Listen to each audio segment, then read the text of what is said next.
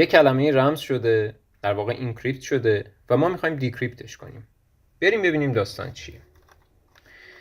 چالشی که باش روبرو هستیم اینه که طراح سوال گفته که من یه تریپلتسی به شما میدم، یک لیستی که توش لیست های 3 کاراکتره هست و از روی این باید متوجه بشین کلمه اصلی چی بوده.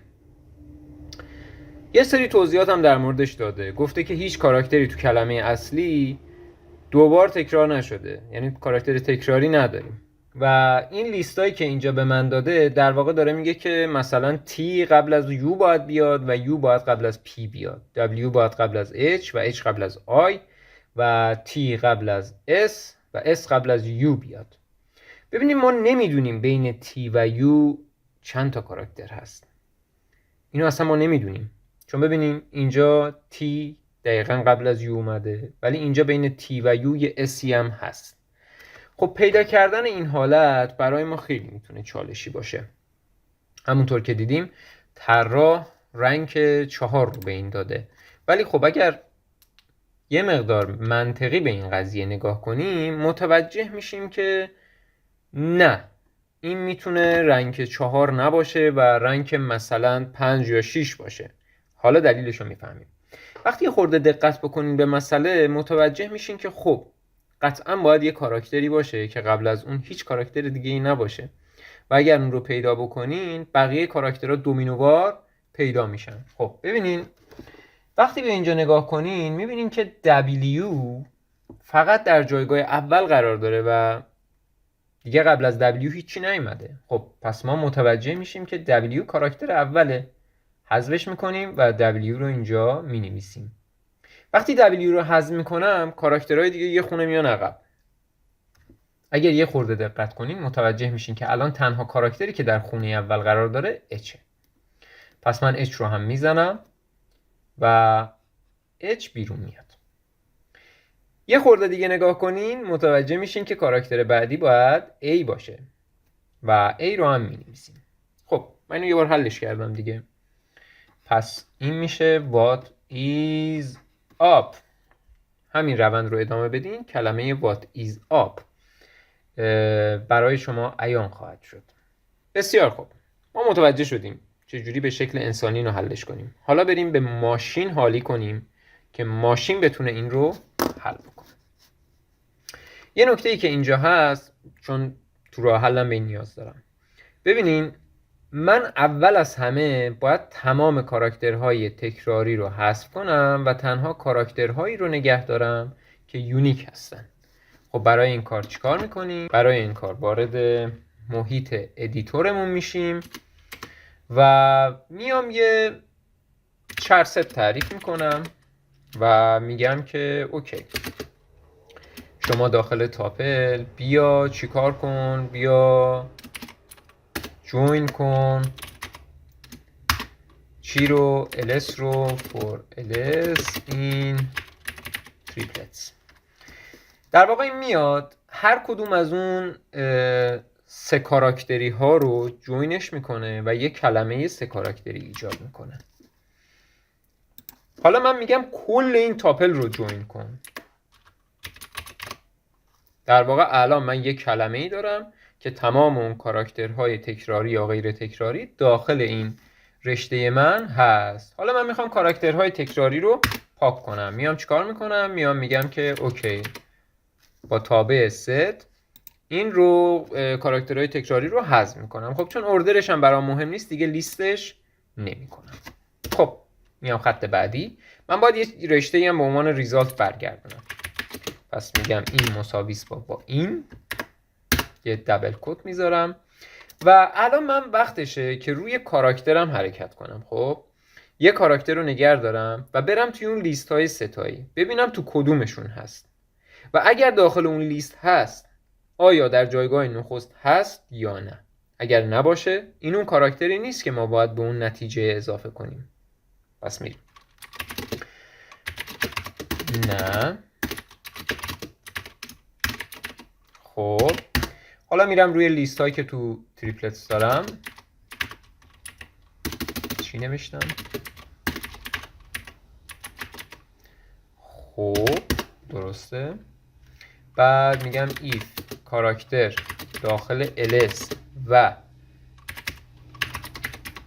جایگاهش نامساوی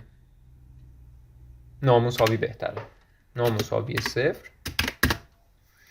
میایم چیکار میکنیم؟ یه فلگی رو تغییر بدیم. بیا یه فلگی رو چیکار کن؟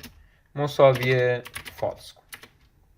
خب پس من این بالا باید یه فلگ تعریف کنم که به صورت دیفالت ترو باشه.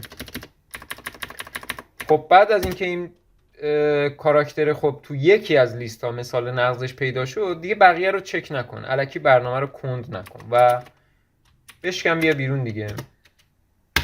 خب حالا اگر تمام لیست ها رو چک کردیم، کاراکتر هیچ مثال نقضی براش پیدا نشد، در واقع فلگ ترو باقی میمونه و یعنی این کاراکتر اون کاراکتریه که در جایگاه نخست قرار داره. خب میایم چیکار میکنیم؟ میگیم if فلگ بیا چیکار کن؟ بیام دوباره بریم رو تریپلتس ها، میگم for ls in تریپلتس. خب بعد میگم که if کاراکتر رو بالا هنوز داریم دیگه، کاراکتر هنوز بالا داریم. if کاراکتر این ls اگر داخل ls بود بیا چیکار کن؟ و این باید داخل لیسته باشه و نباید داخل نتیجه باشه. چرا؟ چون ما باید چیزای یونیک برگردونیم. پس میگم if کاراکتر not in result، تو بیا چیکار کن؟ تو بیا result رو مساوی کاراکتر بذار و در هر صورت چون دیگه داخل ls هست و یونیک هم هست، ببخشید داخل ls هست و در جایگاه نخست هست، بیا چیکار کن؟ بیا از ls پاکش کن. حالا چون در جایگاه نخسته با تابع ریموو میتونیم پاکش کنیم. خب ریموو فقط کاراکترهای اول رو پاک میکنه دیگه. و خب ببین الان یه مشکل اینجا پیش میاد. مشکل چیه؟ مشکل اینه که من یک بار اگر روی این ستی که از کاراکترها ایجاد کردم حرکت بکنم و لیست های دیگم رو باهاش چک بکنم، وقتی به انتهای کاتالوگم رسیدم، به انتهای اون لیستم رسیدم، ببخشید مجموعم رسیدم، یه سری از کاراکترها پیدا شده و یه سری ها بلا تکلیف موندن. پس من با این دوتا حلقه کارم راه نمیفته. در واقع الان 3 تا حلقه نوشتم، پس باید یه حلقه دیگه هم داشته باشم. چیزی که مسلمه باید حلقه از نوع وایل باشه و براش یه شرطی تعریف بکنم تا وقتی که اون شرط برقرار باشه بیاد چیکار کنه؟ این حلقه رو ادامه بده. میگم وایل، فعلا باش کار نداریم.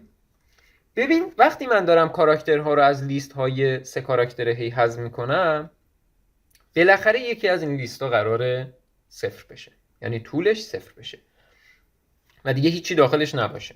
خب میام چیکار میکنم؟ میام تریپلتس رو اوورراید میکنم.